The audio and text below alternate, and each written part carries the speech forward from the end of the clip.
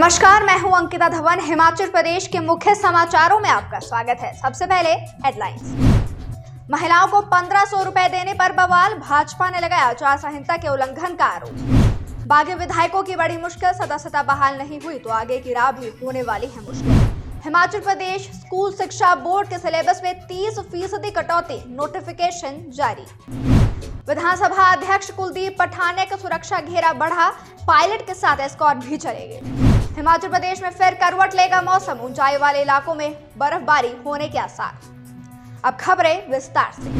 हिमाचल प्रदेश में महिलाओं को 1500 रुपए देने को लेकर बवाल मच चुका है। प्रदेश भर में इन दिनों मासिक पेंशन के लिए फॉर्म भरने को लेकर मारामारी मची हुई है। इसी बीच भारतीय जनता पार्टी इसकी शिकायत लेकर चुनाव आयोग के पास पहुंची है। बीजेपी ने कांग्रेस सरकार पर राम मंदिर की प्राण प्रतिष्ठा कार्यक्रम के फोटो फाड़ने का भी आरोप लगाया है। नेता प्रतिपक्ष जयराम ठाकुर ने कहा है कि विधानसभा चुनाव से पहले महिलाओं को ठगने का काम कांग्रेस ने किया है, वही काम अब दोबारा लोकसभा चुनाव से पहले किया जा रहा है। 1.5 साल में 1500 रुपए नहीं दिए गए हैं और ना ही बजट में इसका कोई प्रावधान किया गया है, लेकिन अब फिर ये फॉर्म भरवाए जा रहे हैं। चुनाव की घोषणा के साथ ही आदर्श आचार संहिता भी लग जाती है। इन फॉर्म्स पर पूर्व प्रधानमंत्री इंदिरा गांधी व मुख्यमंत्री के फोटो भी लगे हुए हैं, जो आचार संहिता का उल्लंघन है। इसके अलावा उन्होंने कहा है कि कई स्थानों पर जिलाधीश राम मंदिर के होर्डिंग हटाने के आदेश दे रहे हैं, जो कि सरासर गलत है। उन्होंने इसकी शिकायत राज्य के मुख्य निर्वाचन अधिकारी से भी की है। देखिए, हिमाचल प्रदेश में ही नहीं पूरे देश भर में जिस दिन चुनाव आयोग ने चुनाव की तारीखों का ऐलान किया, घोषणा की, उसके साथ ही आदर्श आचार संहिता लागू हो जाती है। और हिमाचल प्रदेश में हमने इस बात को देखा कि कांग्रेस वही काम कर रही है जो 2022 के चुनाव से, विधानसभा के चुनाव से पहले किया था। उस वक्त भी फॉर्म निकाले गए, 1500 हर महिला को हिमाचल प्रदेश में मिलेंगे। 18 से 60 साल की महिलाओं को फॉर्म भरे गए और फॉर्म भरने के बाद महिलाओं को बड़ी संख्या में गुमराह करने में वो कामयाब हुए। सरकार कांग्रेस पार्टी की बनी और कांग्रेस की सरकार बनने के बाद 1.5 साल का कार्यकाल बीतने के बावजूद भी अभी तक 1500 रुपये मिले नहीं। अब लोकसभा के चुनाव आ गए और लोकसभा के चुनाव से पहले ठीक बजट पास होता है। बजट पास करते वक्त कोई भी मद ऐसी नहीं है जिसमें इस स्कीम के लिए कोई बजट का प्रावधान किया हो। बजट पास होने के बाद अचानक मुख्यमंत्री जी घोषणा करते हैं प्रेस कॉन्फ्रेंस करके कि हिमाचल प्रदेश की सभी महिलाओं को 1500 रुपये अप्रैल के महीने से देना हम शुरू कर देंगे। और उसमें एक फॉर्म बनाया गया जिसमें इंदिरा गांधी जी, पूर्व प्रधानमंत्री, उनका फ़ोटो, मुख्यमंत्री का फ़ोटो, और उस फोटो के साथ फॉर्म भरने की प्रक्रिया शुरू की गई।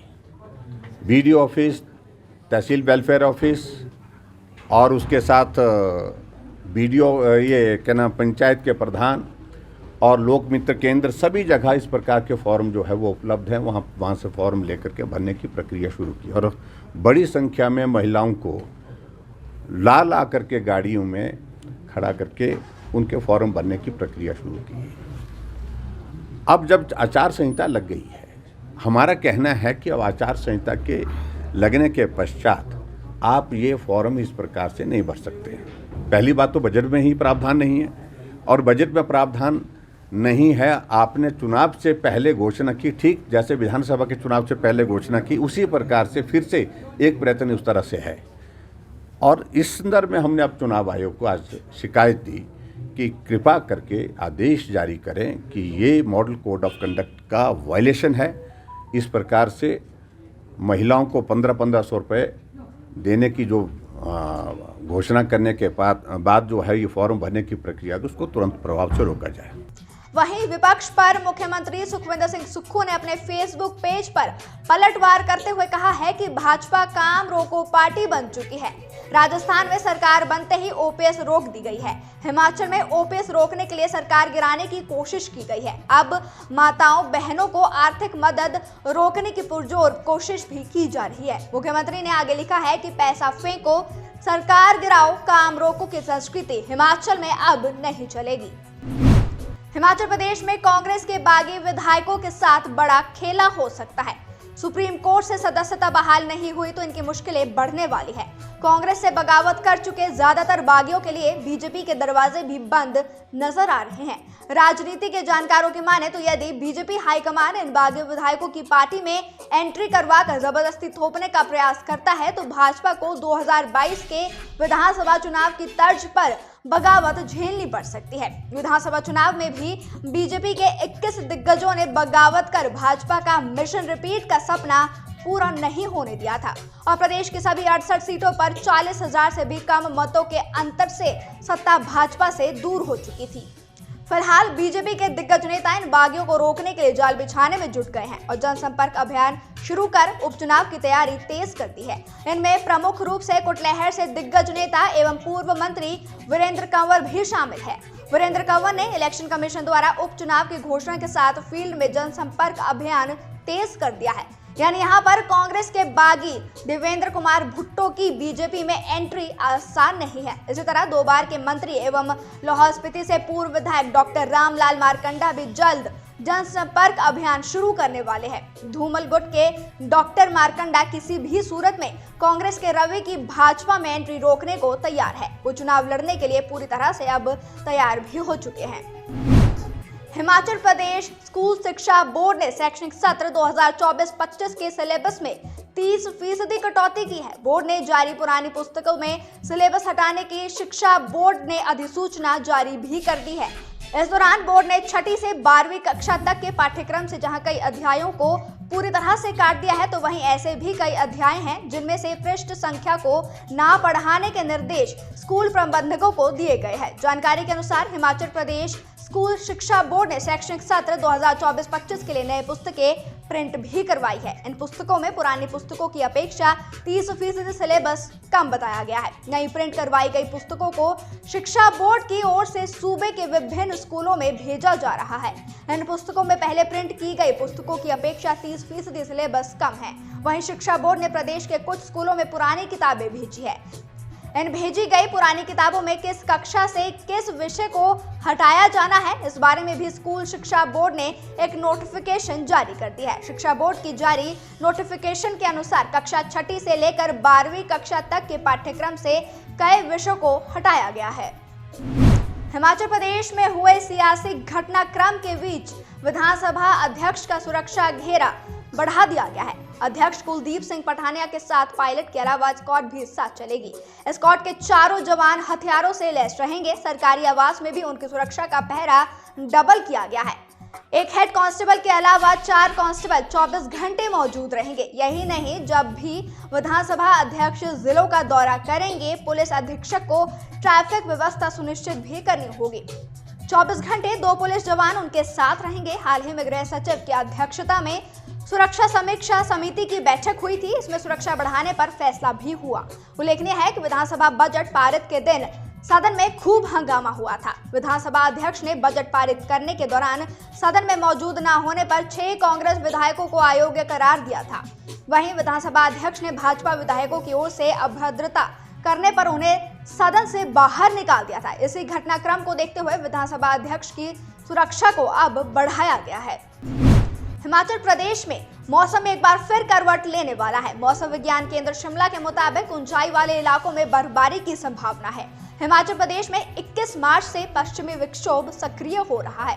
हालांकि ये पश्चिमी विक्षोभ कम तीव्रता वाला है, ऐसे में इसका असर पूरे प्रदेश में नजर नहीं आएगा। मौसम विज्ञान केंद्र शिमला के निदेशक डॉक्टर सुरेंद्र पाल ने बताया है कि प्रदेश में 20 मार्च के बाद एक बार फिर मौसम बदल जाएगा।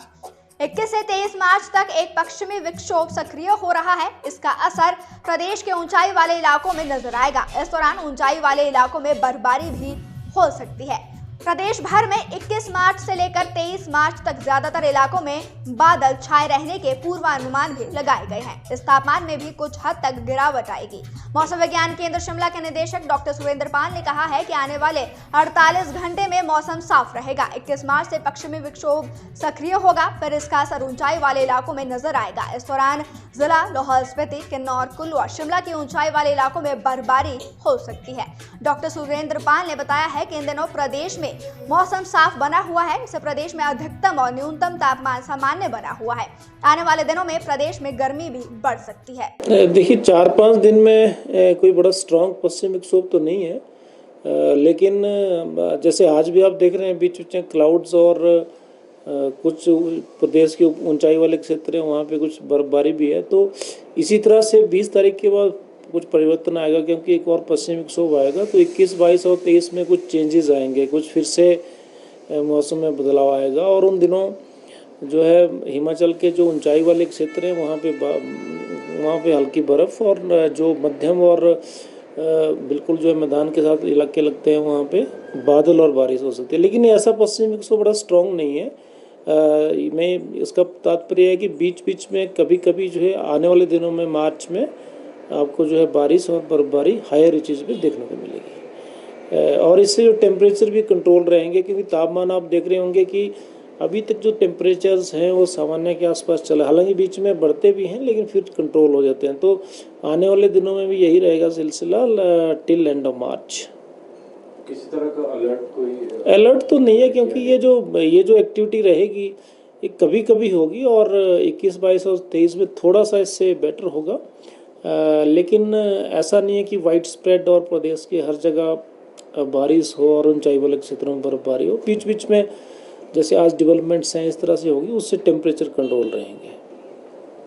ठीक है, आज के मुख्य समाचारों में फिलहाल इतना ही। बने रहिए नेशन स्पीक्स के साथ।